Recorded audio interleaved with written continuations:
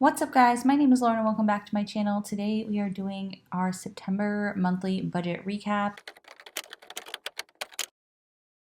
Today we are looking at where we actually sent all our money in September. I do our budget before the month starts and then I track every dollar throughout the month to see if we are sticking to the plan we set for our money. So that's what this video is. If you like this spreadsheet, by the way, you can get it for yourself. It's an instant download to Google Sheets and it comes with a detailed video tutorial. I'll have it linked in the video description. September was kind of like a status quo month for us. Like nothing really changed. Like we didn't make good progress in anything, but we didn't fall behind in anything. We just kind of like had things stay the same, which is been a lot of that lately, which is frustrating if you can relate at all. Like it's great to not be falling behind, but you want to make like big leaps forward in your finances. And when you're kind of like doing the same thing and like treading water a little bit each month, it can feel frustrating and you might want to like give up on budgeting because you feel like what's the point if you're not like seeing things move forward. But periods of time happen like this. Like not every month is going to be your best month, so I try to remember that when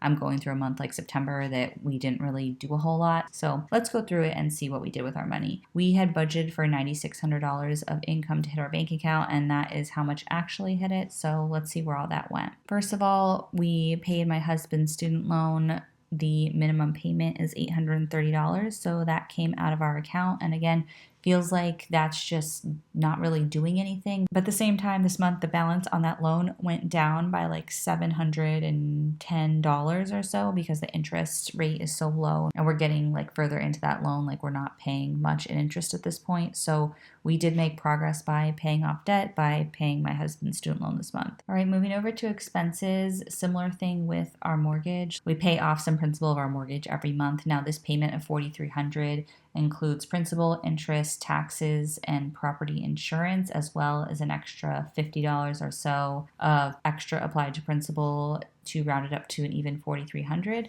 So we paid some principal off of our mortgage this month. Again, made progress in paying off that debt, even though it doesn't really feel like we did much. It's like a drop in the bucket, but every dollar counts when it comes to making progress. So I'm trying to keep that in mind this month, again, when I feel like we weren't like super productive. Okay, life insurance was our normal 105, internet and cell phone was 170, and car insurance was 127. For utilities, we did go over a little bit. And I think I've decided I am going to switch this back to a sinking fund. I used to have utilities as a sinking fund because utilities does fluctuate so much and I like to normalize my budget as much as possible. So each month I know like we have a set amount for things and it doesn't jump up and down too much. So I think I'm going to move this into sinking funds for 2026. But for now, I'm keeping it in expenses. So $17 over this month for utilities. Also, utilities have been higher this year in general because we've been keeping our room at a specific temperature for our newborn. And so like usually we're not so specific with like having to set the air at a certain temperature over the summer. We can be like a little warmer and put a fan on, but with the baby I just felt more comfortable having it be like in a certain range, so it's been a little more expensive this summer. But now the fall's here, our electric bill should go way down. So groceries, we've actually stayed on track for the last several months, so I've been really proud of all the hard work I've been doing with like meal planning and grocery pickup and eating what we have and not like being wasteful and making sure we use all our leftovers and everything. So we were basically right on budget for groceries, and I don't think we even did any takeout in September, to be honest. Household, we were also under on this. This has been under for a few months because I did a big stock up in the spring right before I had my baby, and so that way we would have like all the soaps and cleaners and things and extra toothpaste and all that kind of stuff that we were going to need. And so we haven't really needed the whole, this used to be 200 actually, and we haven't even been spending all the 150 that we've budgeted the past few months. So that's been nice. I might do that like a couple times a year, like budget 500 in this category and then stock up on a bunch of stuff because it's just annoying to have to get that stuff like on a weekly or monthly basis. Gas has also been under lately. We just haven't been driving all that much. So yeah, $113 on gas this month. And then for miscellaneous, we spent $53. Okay, moving on to the sinking funds. I usually like I used to show you guys these balances and I haven't lately, and I've just been showing this, but I've been getting a lot of questions about sinking funds. So I just thought I'd show the whole picture for a second and show you like how one of them works for gifts, because I think people who haven't been around, or maybe if you haven't watched my videos in a while, you might not be super familiar with sinking funds or not remember how they work. So basically what happens is every month we budget an amount to put into our sinking fund. And then sometimes we actually put that same amount, or sometimes that amount differs a little bit. Like for example, this month we put a little more into home maintenance. So we put it into the sinking fund, and then there is usually money that's carried over from the prior month. So for gifts, we had $45 from last month or prior months that was left over in this fund. So we added $50 to it for a total of $95. And then we spent $53 from the fund this month, which left us with a balance of $42. So it's a little bucket that we put money in.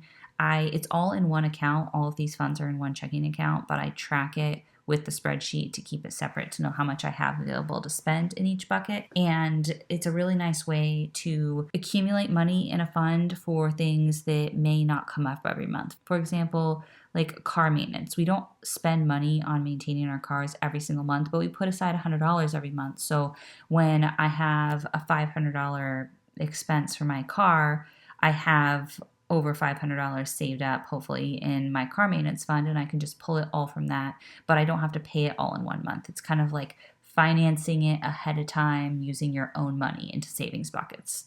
And so I'm making payments to my car maintenance fund every month. So when I have car maintenance that comes up, I'm ready. So that's how sinking funds work. We use it for personal spending, which covers things like clothes, or for me, like beauty products or shoes. For my kids, it's clothes, shoes, for my baby, diapers, wipes, stuff like that. If they want like a toy or an art project, or they need a new pair of pants for a sport or something like that, that all comes out of their funds. And these three, I block out my kids' names, but are my kids' funds. So let's go through it really quick. We basically, like, you can see the difference here of how much we actually budgeted for and put into our funds. It was all on budget this month, but we put $275 into my husband's sinking fund, $100 into my sinking fund and my two daughters' sinking funds, $150 into my son's sinking fund, and then $400 into school and activities. Like we talked about, we put $50 into the gift fund, $200 into the Christmas fund, $100 into car maintenance, and $534 into home maintenance, and then $150 into the medical sinking fund. So that's everything we put into our sinking funds. I try to keep the ending balance of our sinking funds, which is the number right here if it wasn't blocked out, to be around $3,000, just to give you an idea of like how much kind of is total in all these sinking funds. And all that stays in our checking account, kind of like a checking account buffer as well.